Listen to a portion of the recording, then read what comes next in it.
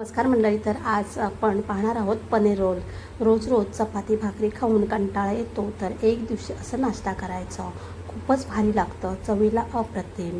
तुम्ही एकदा या प्रकारे केलात तर नेहमी कराल। सकाळच्या थोड्या चपात्या बाजूला ठेवायच्या, नंतर स्टफिंग करून असा रोल तयार करायचा। नमस्कार मंडळी, कसे आहात सर्व? तर आज आपण पाहणार आहोत पनीर पासून तयार केलेले रोल।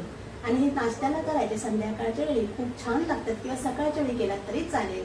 हे तुम्हाला नक्कीच आवडतील। चला तर वेळ न घालवता रेसिपीला सुरुवात करूया। 1 कप गव्हाचं पीठ आणि 1 कप मैदा, जरासं मीठ घालून म्हणजे चवीनुसार मीठ घालूया आणि थोडं थोडं पाणी घालून एक मस्त असं गोळा तयार करून घेऊया।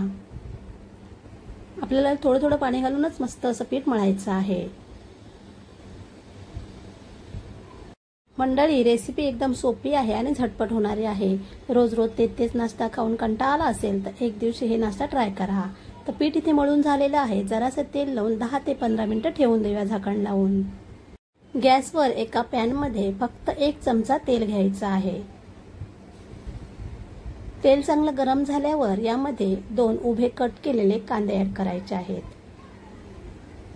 कांदा थोडासा परतून झाल्यावर 2 टोमॅटो घालायचे आहेत उभे कट करून, आणि 2 शिमला मिरची उभ्याच कट करायच्या आहेत। आता व्यवस्थित हे तेलामध्ये परतून घेऊया।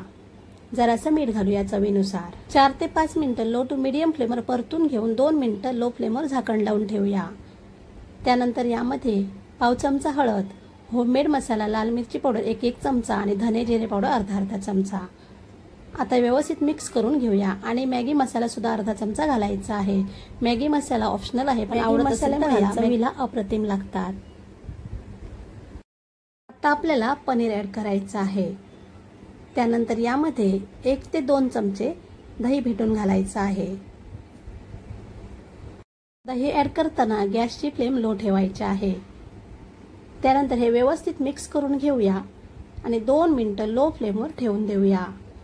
मस्त असं स्टफिंग तयार आहे, पाहू शकता तुम्ही। आता हे स्टफिंग थंड होते तोपर्यंत आपण हे जे पीठ मळून ठेवले ते व्यवस्थित मळून घेऊया परत 4 ते 5 मिनिटं, आणि ह्याच्या चपात्या करून घेऊया।